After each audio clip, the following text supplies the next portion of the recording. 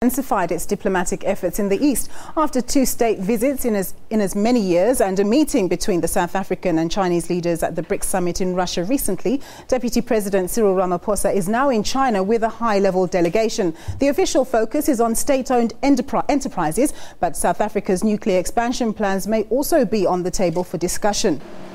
Today, Ramaphosa met with the Vice President and the Premier of China. He also met the leader of an academy that is training officials for public service. South Africa's nuclear build, potentially valued at 1 trillion rand, may also have come up.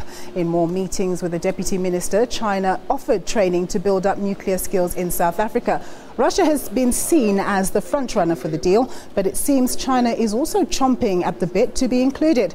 On the sidelines of today's pomp and ceremony, Ramaphosa also signed a memorandum of understanding on behalf of the ANC with the Chinese Communist Party. Well, Francis joins us live from Beijing via Skype. Francis, welcome. China has offered to help develop our skills capacity in nuclear. Can you give us more information? Yes, well, I think that China is disappointed that Russia increasingly is seen as the front runner for this massive nuclear build. By some estimates, it will be worth up to 1 trillion rand, Nompu, when it's done.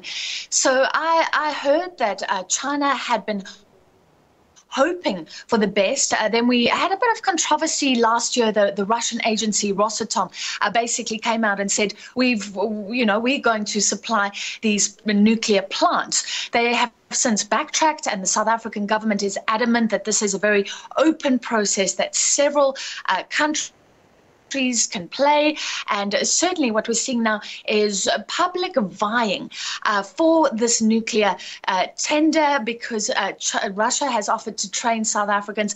China also offering, it's unconditional, but it will be aimed at sweetening the deal if China builds those nuclear plants. Now, Francis, the trade balance between South Africa and China seems to be tilted in favor of Beijing. Was this issue addressed at all?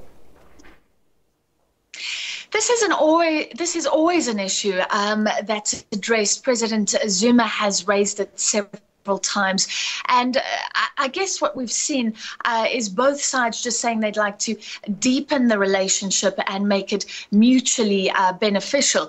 Nompu, this delegation this time isn't really about those deals, about the trade that is ongoing, but it's about South Africa learning from Chinese state-owned enterprises. That is the explicit goal, and there's a business delegation here, but that's mainly delegates from state-owned enterprises. And what South Africa is saying is that SAA and Eskom don't often inspire confidence or nationalistic pride in many South Africans. But government is adamant that if we look to China, we can see that state-owned enterprises can unleash incredible growth.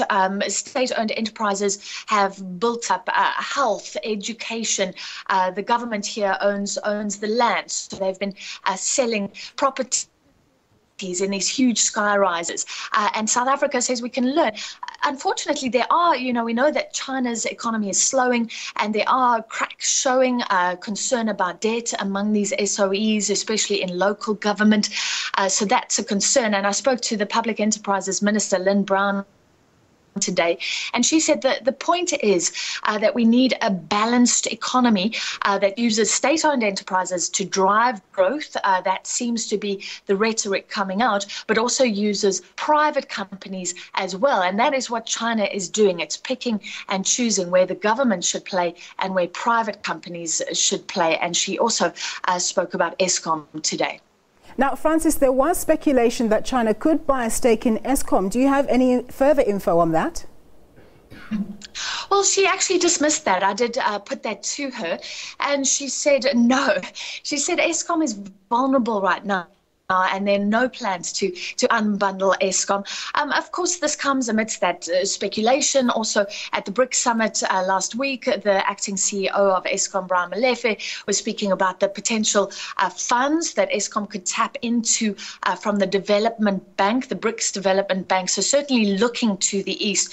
But she was quite clear to say that Eskom remains in state hands and it's too vulnerable, and there are no plans on the table right now to unbundle or privatize any parts of Eskom. And as I said, I think some people at home in corporate business will be a little bit disappointed that we're not looking at the potential of this capital lying around. We know a lot of companies have extra savings that could be tapped, and a lot of analysts are calling for that to be unleashed to help Eskom as well.